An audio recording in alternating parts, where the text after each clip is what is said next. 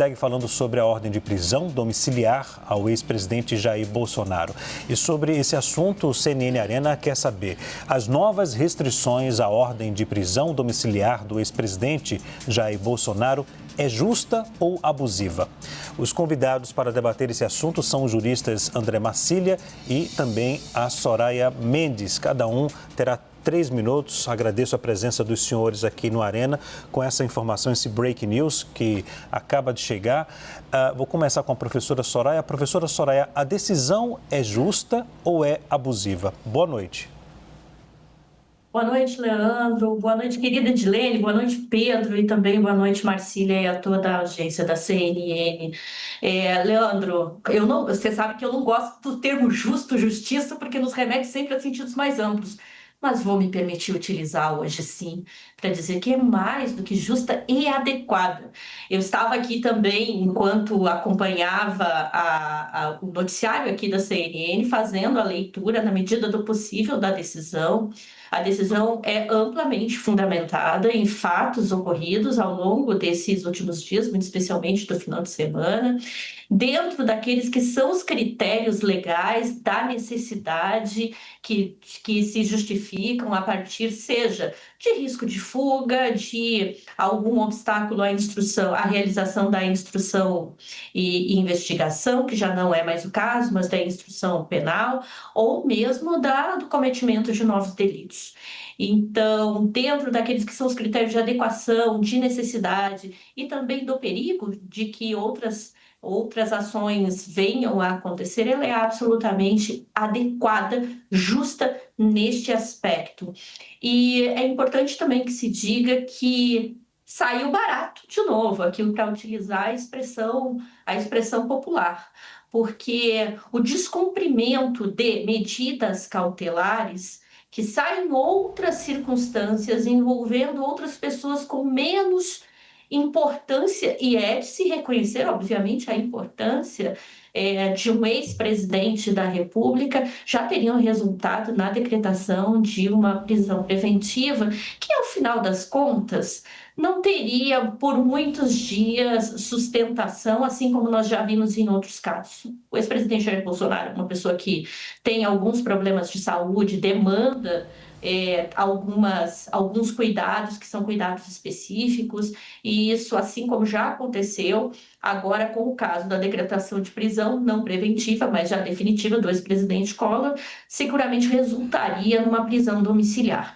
Mas o fato é que, simbolicamente, dentro da utilização daqueles que são os instrumentos do processo penal, a prisão domiciliar ainda sai como algo menos gravoso. Eu tenho absoluta convicção e acompanhava aqui o que o Pedro dizia, e você também, e o nosso querido Theo Cury.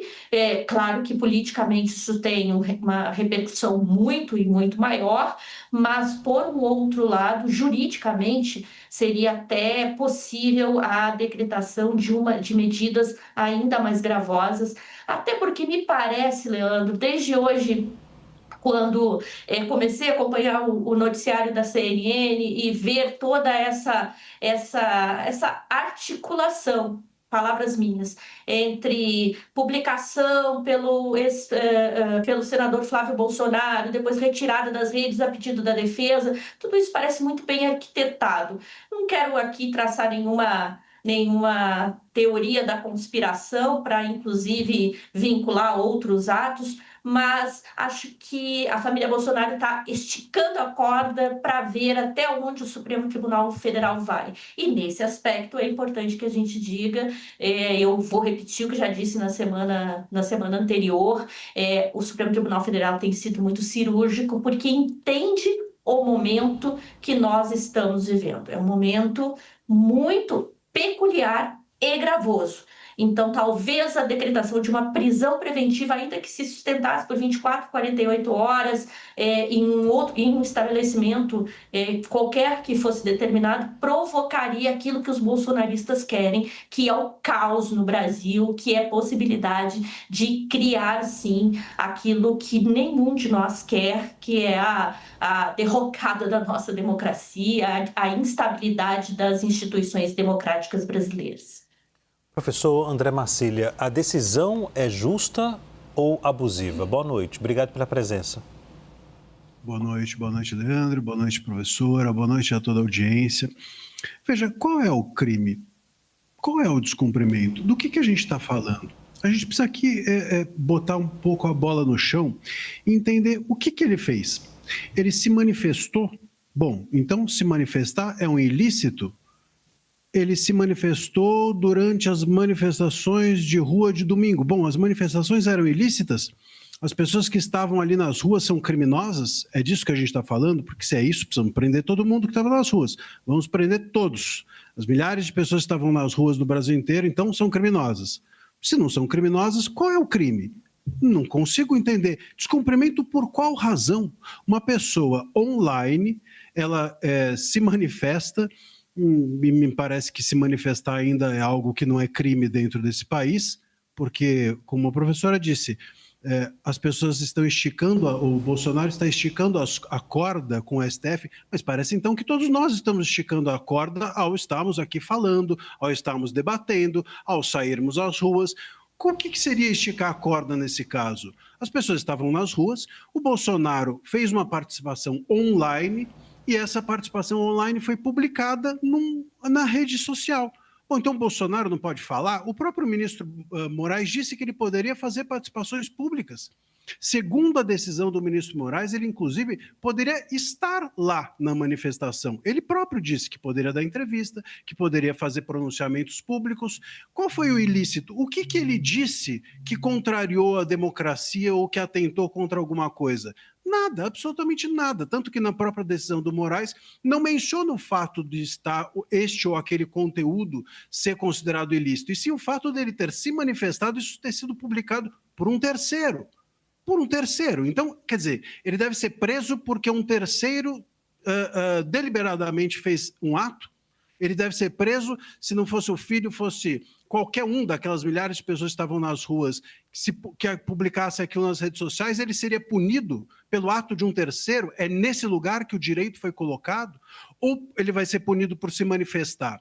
Ou ele vai ser punido simplesmente porque aquelas manifestações eram ilícitas e todos somos ilícitos a partir do momento que decidimos nos manifestar criticamente em relação às autoridades e instituições? Então, assim, qual é o crime? É nesse lugar da justiça que nós temos de nos dedicar a pensar.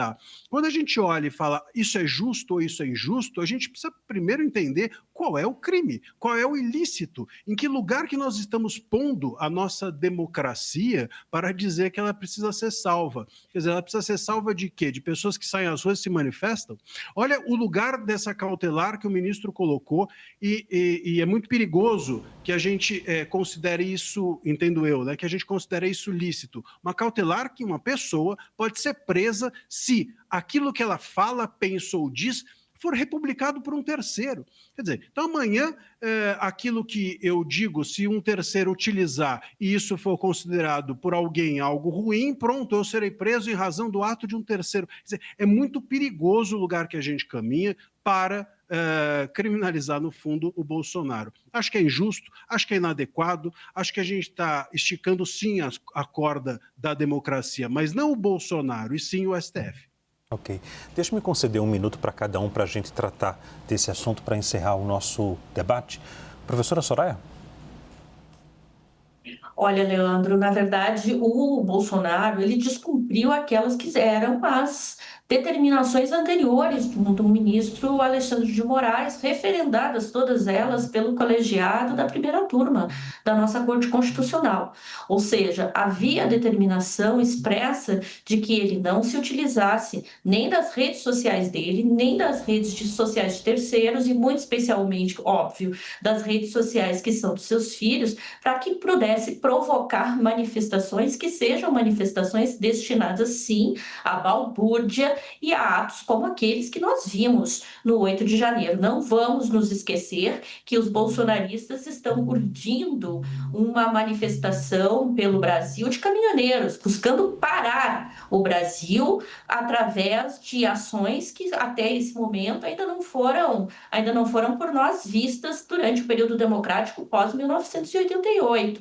Então, é importante que a gente tenha em mente que o ministro Alexandre de Moraes, ele não tirou tirou da cartola ou da manga as determinações que foram dadas hoje. O que resultou desta determinação do ministro Alexandre de Moraes foi nada mais, nada menos do que a necessidade de que Bolsonaro compreenda que, como todo brasileiro e toda brasileira, ele está sujeito à lei e que ele não pode entender que descumprir decisões de qualquer órgão do Poder Judiciário, mas principalmente do Supremo Tribunal Federal, seja algo dado a ele ou dado a qualquer um dos seus familiares. Professor André Marcília? Veja, descumprir uma decisão judicial ilegal é algo completamente discutível, entendo eu.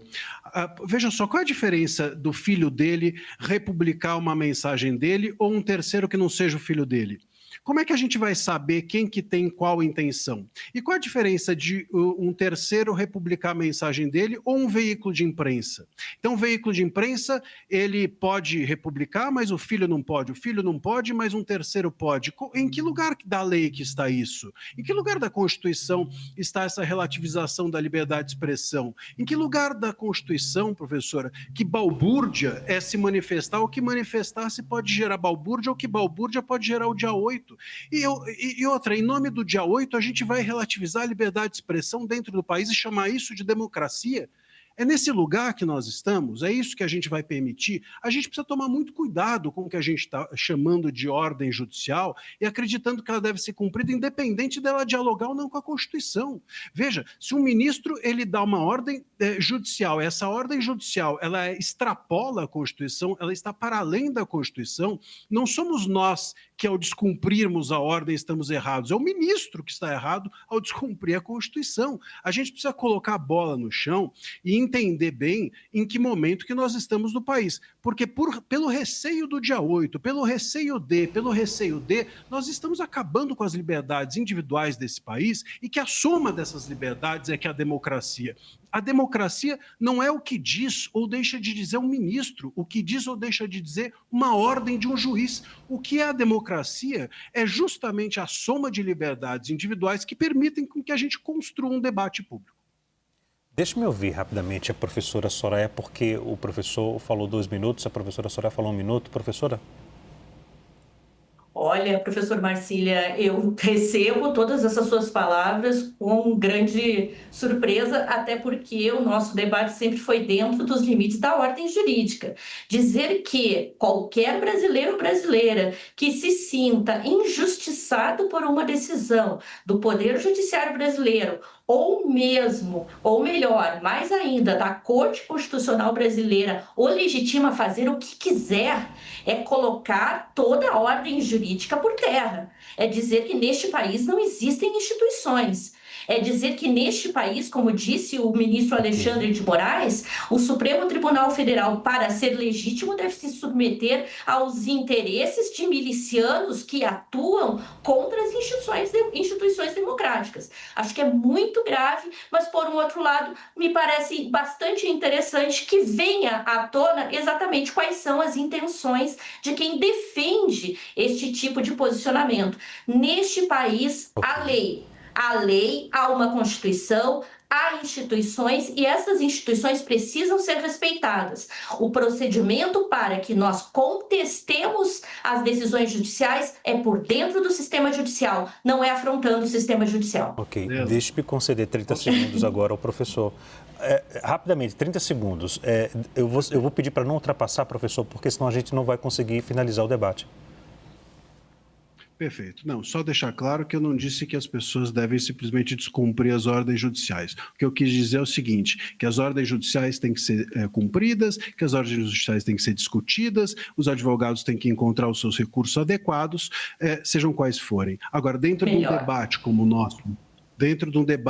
o nosso, aqui, nós não podemos nos ater simplesmente a um juiz deu uma ordem e a gente se satisfaz com isso. Se essa ordem é ilegal ou não dialoga com a Constituição, nós devemos criticar o juiz e não a pessoa É que ela não é dispõe. ilegal, É isso que Marcília. eu quis dizer. Ela não é ilegal. Pois é, na opinião da Senhores, senhora. É o tempo, o nosso problema é o tempo. Me perdoa, me perdoa. Eu peço O nosso problema é o desculpas tempo. pelo tempo, mas Me a perdoa. gente marca um outro debate para poder a gente falar sobre esse assunto. Agradeço a presença dos dois. Professor André Marcílio, obrigado mais uma vez. E professora Soraya Mendes, muito obrigado pela presença. Um abraço em cada um. Até a próxima. Boa noite.